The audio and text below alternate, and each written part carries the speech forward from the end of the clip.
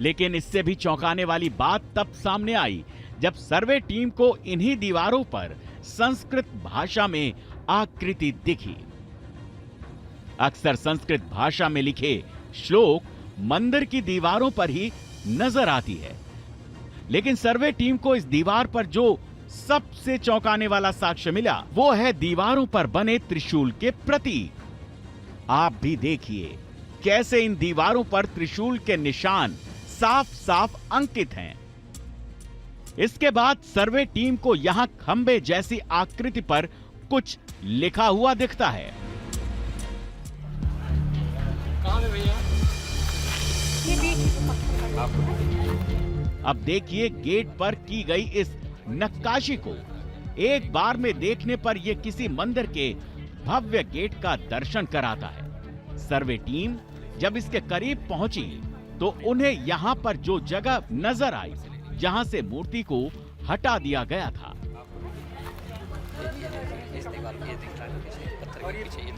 Survey team लगातार परिसर के बाहरी हिस्से की जांच में जुटी रही और साक्ष्य एक एक कर सामने आते रहे।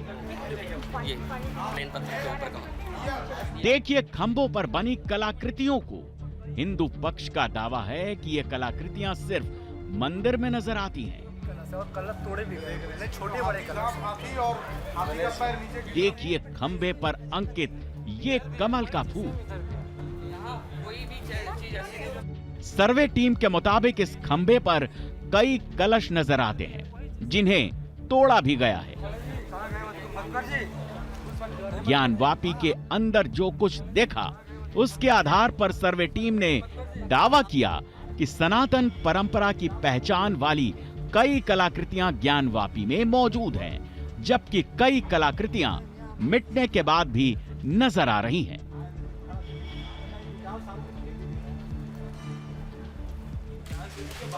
Team news nation. Parul Khera, जिस ईमानदारी के साथ शम्स ख्वाजा कह रहे हैं कि देखिए साहब हम तो मान ही रहे हैं कि वो मंदिर था, उसको तोड़कर मस्जिद बनाई गई। सवाल ये कि अगर सब कुछ इतनी ईमानदारी से स्वीकारा जा रहा है तो सबूतों को मिटाने की साजिश लगातार क्यों की गई?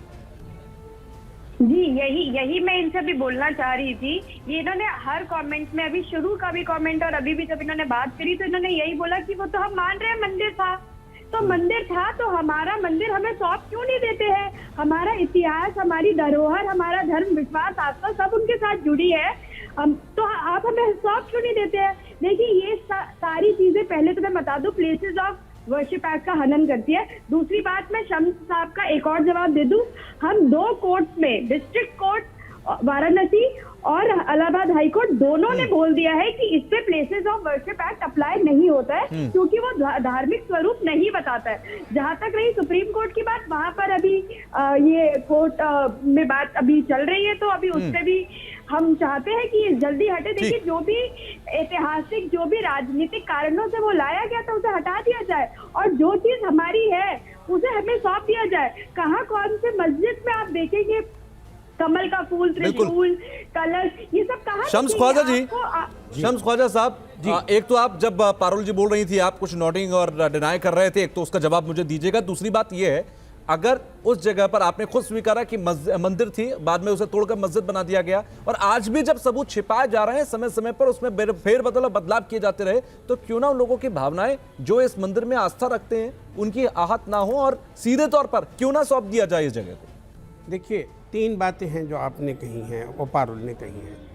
एक तो ये कि आपकी रिपोर्ट ने दिखाया कि इसमें पाली भाषा के पत्थर थे, तो पाली भाषा वाले जो पत्थर हैं वो व्यापक रूप से इस चीज़ का सबूत है कि यहाँ पर न सिर्फ मंदिर था बल्कि मंदिर भी उससे पहले तोड़कर एक बुद्धिस्ट मंदिर को, मॉन्स्ट्री को डिमोलिश किया गया, वहाँ ये बना। माफ कीजिएगा, आप पाली भाषा का जो पत्थर आया वो साफ सबूत है। एक तरफ आप कहते हैं कि बौद्ध मठों को तोड़कर मंदिर बनाया गया तो मस्जिद बनाना जस्टिफाई है, दूसरा आप कह रहे हैं कि 1991 का कानून है तो इसका मतलब नहीं है। सर बात उससे आगे की है, बात यह है कि ये तस्वीरें चीख कर क्या बता रही हैं? एक अच्छी सी सीधी बात अगर हमें मिल रही है तो उसको हमारे मर्जी के खिलाफ है तो उस पर नाराज नहीं होना चाहिए। और शम्स ख्वाजा जी, आपने पाली भाषा का जिक्र किया, मैं ये भी बता दूं कि वो सिर्फ बौद्धों की भाषा नहीं है, उससे भी पुरानी भाषा थी और उसमें वेद भी लिखे गए और दूसरी शास्त्र भी लिखे गए। देखिए, दूसरी बात ये है कि अगर भावनाएं जो हैं उन्हीं पे आपको चलना है तो 10 लोगों की भावनाएं हैं, 10 लोगों की और भावनाएं हैं, तो इन्हीं भावनाओं को मद्देनजर रखते हुए प्लेसेस ऑफ वर्शिप एक्ट बनाया गया कि भैया फिर आप शायद या तो भटका रहे हैं सर या फिर भटके हुए हैं, माफ कीजिएगा सर, बड़े अदब के साथ। ये 10 लोगों की भावना की बात है संतोष जी, या उन साक्ष्यों की बात है जो चीख चीख कर अपनी हकीकत को बता रहे हैं? संतोष जी, संतोष जी, जनाब, अगर कोई मस्जिद देखिए हकीकत है, साक्ष्यों की बात है, वो सामने दिखाई पड़ रहा है, प्रत्यक्ष को प्रमाण की क्या आवश्यकता है? और ये शम्स साहब को ये नहीं मालूम है कि ये बौद्ध और जैन कहाँ से आए, ये भी हमारे सनातन के ही अंग हैं। और ये कौन से इतिहास को पढ़े हुए दिखाई पड़ रहे हैं? मुझे तो समझ में नहीं आ रहा है कि ये क्या है। एक समय आक्रमणकारियों ने सनातन को विनष्ट करने का काम किया और स्वतंत्र भारत में आज के ये मुसलमान पढ़े लिखे हिंदू आस्था पे चोट करने का काम कर रहे हैं, और हिंदुओं की आस्था से चोट करने का काम न करें, इसका खामियाजा अच्छा नहीं होगा। मैं विश्व वैदिक सनातन संघ की तरफ से स्पष्ट कहता हूँ, ये सनातन की धरती है। आपकी भावनाएं समझी जा सकती हैं और मुझे लगता है कि जो सबूत निकलकर सामने आ रहे हैं, वो जो सबूत निकलकर सामने आ रहे हैं वो काफी है इन बातों को कहने के लिए। ज्ञानवापी मस्जिद के अंदर अदालत के आदेश पर की गई वीडियो रिकॉर्डिंग की एक्सक्लूसिव फुटेज हम आपको लगातार दिखा रहे हैं। ऑपरेशन ज्ञानवापी पार्ट 2 में आपको आगे हम लेकर चल रहे हैं। जी हाँ, वो दावा जो हिंदू पक्ष कथित शिवलिंग को लेकर बार बार करता रहा, ये दावा है शिवलिंग और परिसर के बाहर विराजमान मंदिर से जुड़ा। इस वीडियो रिकॉर्डिंग में एक ऐसा पहलू है जिस पर गौर किया जाए तो इस हिंदू पक्ष के दावे को वीडियो एविडेंस के सहारे कुछ बल जरूर मिलता है।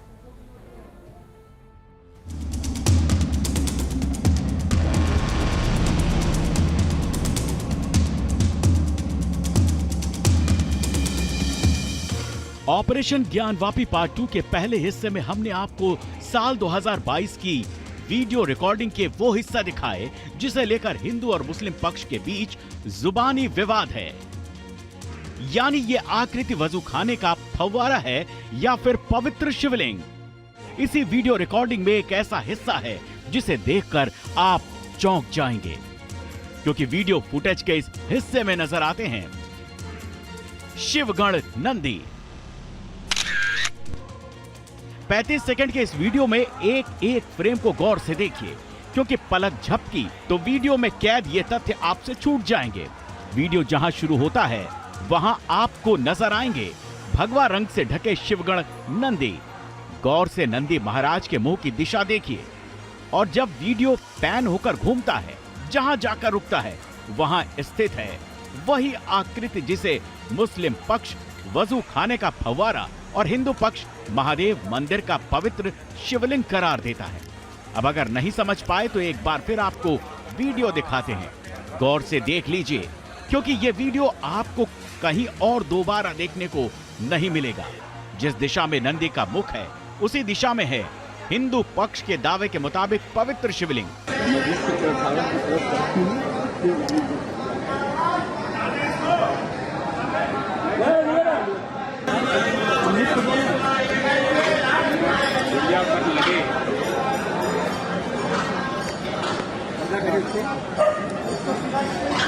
जिस दिशा में नंदी का मुख उसी दिशा में कथित शिवलिंग।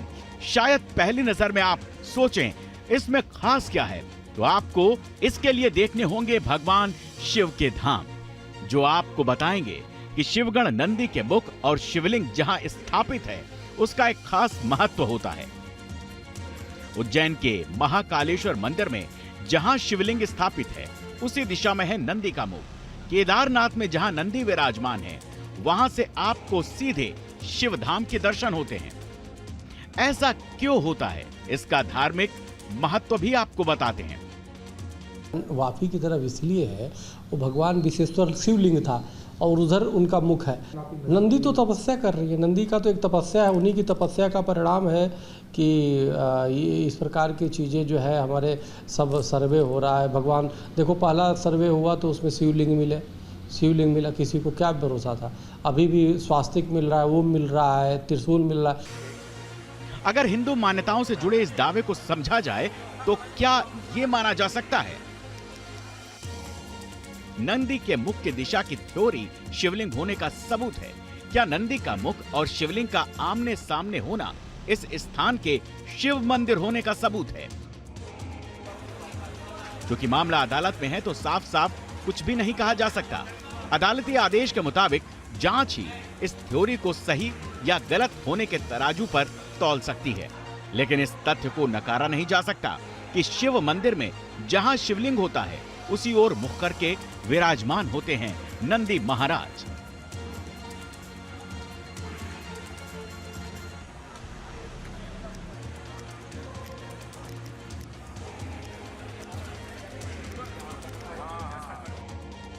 दोनों पक्षों के दावे हैं, अलग अलग मान्यताओं से जुड़ी थ्योरी भी सामने है और इस वजह से सबकी नजरें टिकी हुई हैं अदालत के आदेश और फाइनल फैसले पर।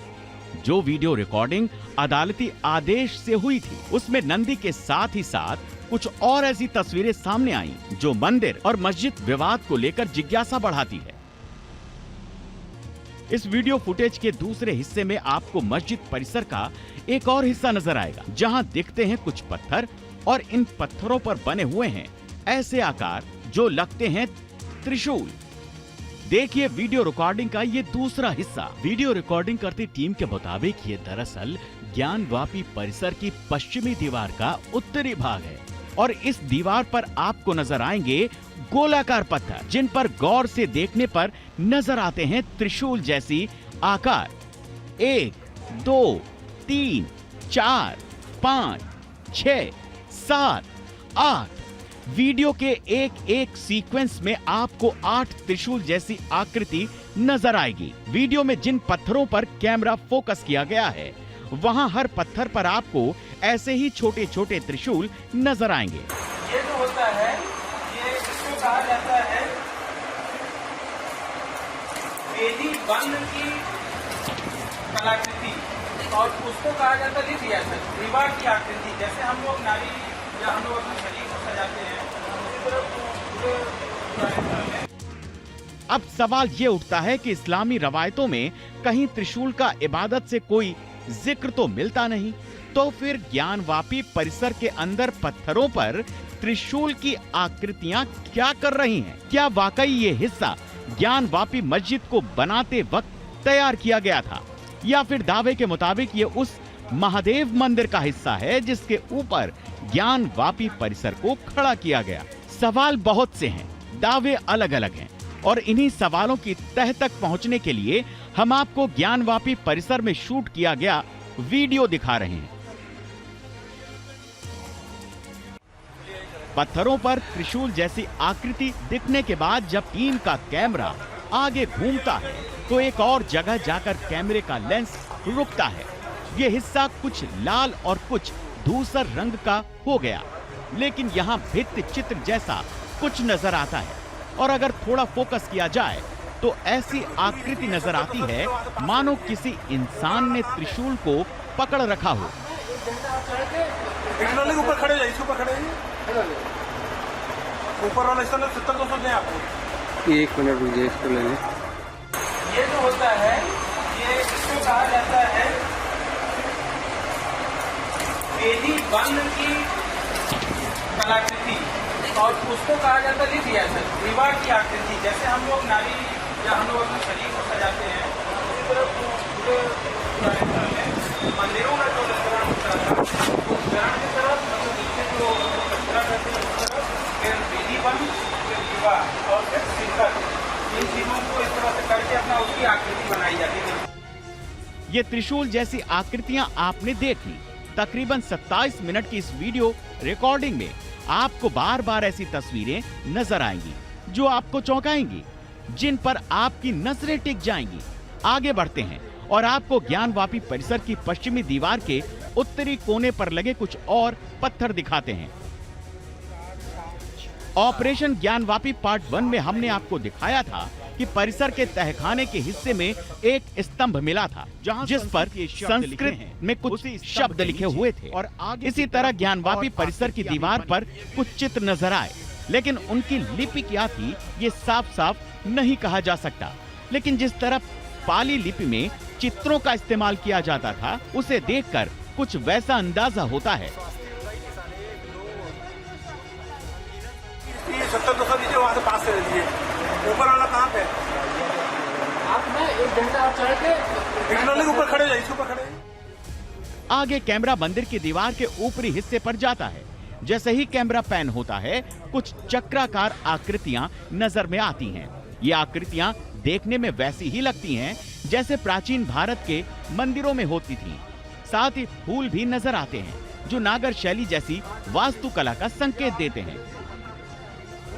हालांकि जब तक सभी रिपोर्ट्स की स्टडी पूरी न हो जाए, जब तक अदालत किसी फैसले पर न पहुंचे, तब तक ज्ञानवापी परिसर में मिले इन चिन्हों को लेकर कोई ठोस नतीजा नहीं निकाला जा सकता। Team news nation.